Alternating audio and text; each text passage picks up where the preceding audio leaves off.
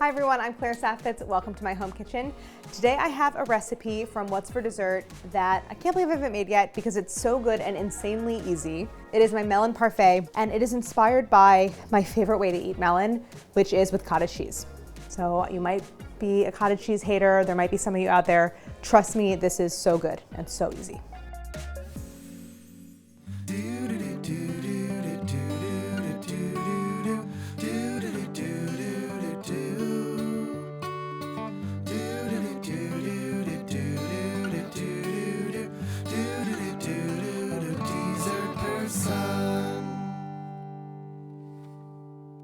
So this is a melon parfait. There's three components. There's fresh melon, there's a melon granita, and there is this cottage cheese mascarpone cream that I'm gonna make. I might not be selling many people on cottage cheese. I've always loved it since I was a kid. I've always eaten it. It's so good with melon. If you've ever had like a cheesy, salty cheese with melon, like a feta and watermelon salad, you know how good this combination is. And so it's like a chilled, cold dessert. It's so refreshing and kind of like the easiest summer dessert you'll ever make.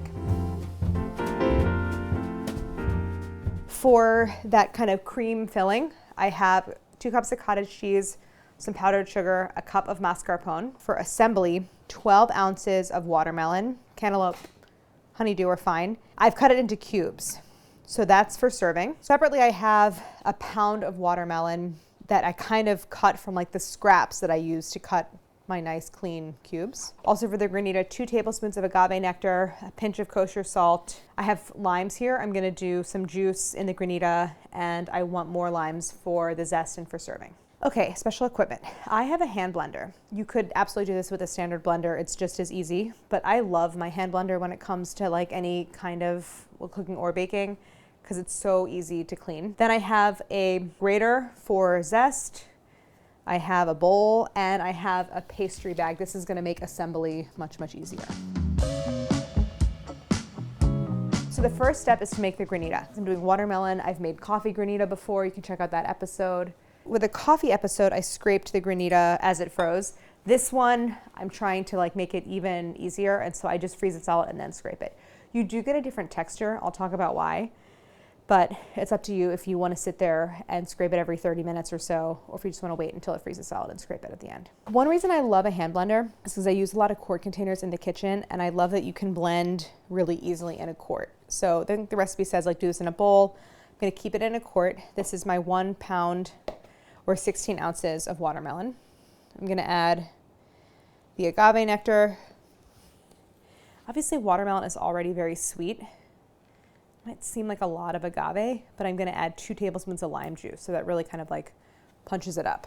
If you're using a different melon and you'd rather use lemon, that's fine too, but watermelon and lime go together really well. And watermelon also loves salty ingredients, so cottage cheese actually has a lot of salt in it, so it goes really well with cottage cheese. And for anyone who's like concerned about cottage cheese from a textural standpoint, I'm going to blend it, so it's gonna be smooth, so don't get too concerned. So 2 tablespoons of lime juice. Then I'm gonna grab my hand blender. Again, if you're using a standard blender, just do this obviously in the regular blender in the jar. This blends really, really easily, and don't worry about getting it too smooth. Like little pieces of watermelon are fine. And obviously I'm using seedless watermelon. So if you're using honeydew or cantaloupe, take the seeds out.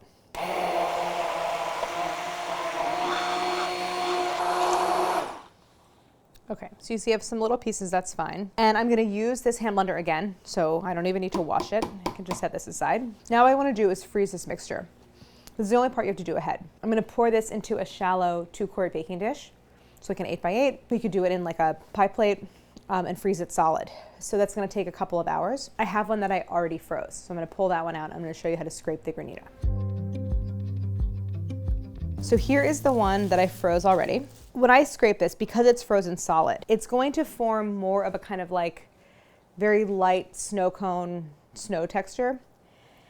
And that is different than when you scrape it as it freezes and you get these more of these sort of like icy, like icicle shards. So it's just a difference in texture. Obviously it's a little bit easier and more hands-off to just freeze the whole thing solid. But if you're like a Granita purist and you really want that texture, you can scrape it as it freezes. So you can see that just scraping the fork through it, I get this kind of snow texture.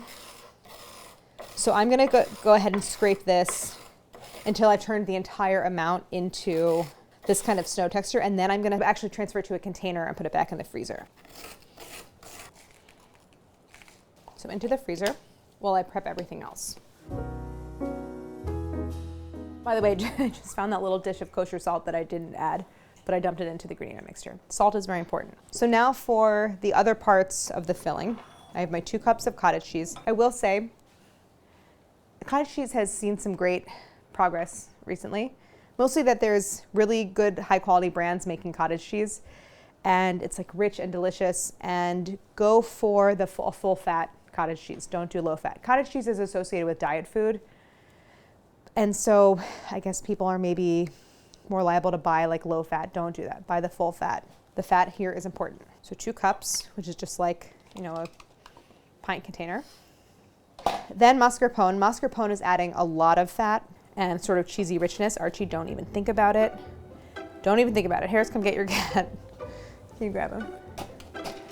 What are you doing?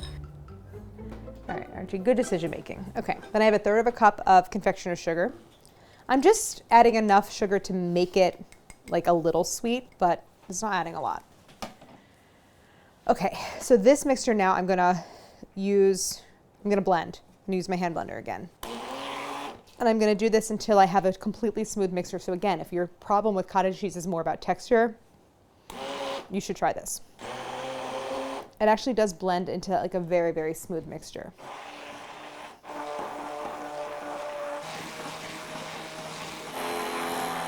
So this is that mascarpone cottage cheese filling. You can see it's gotten very, very thick. I'm gonna fill the pastry bag with this because this is gonna make assembly much neater, much cleaner. This mixture has a little bit of texture. If you were doing this in like a high-powered blender, you would get it completely smooth. But even the little bit of texture, it's not really detectable when you go to eat the final dish. Remember, squeeze out the air. And I'm gonna snip an opening, maybe 3/4 of an inch. I'm gonna use these as my serving glasses. Any clear glass is fine. I'm ready to assemble. My filling is ready to go. My fruit is ready to go. I just need to grab the Granita. I also have a lime here and my grater because I'm gonna do some fresh lime zest over it. So I'm gonna start by layering some of my cubed fruit in the bottom of the glass. Helix.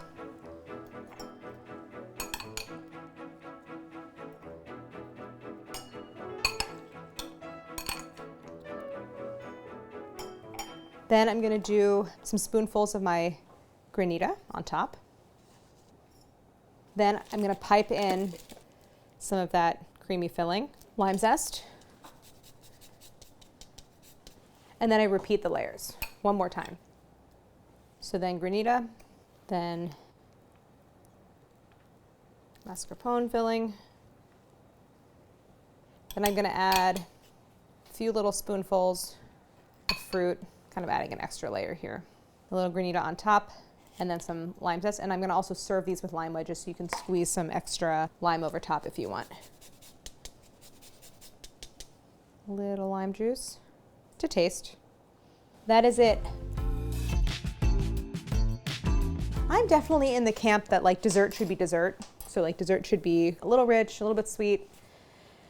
But I'm also not against like a really refreshing dessert like this either. And I love fruit, and like I feel like melon is underappreciated in the dessert canon. So very happy to have a dessert that celebrates melon. All right, I'm gonna try it. And I wanna get a little bit of each component in there.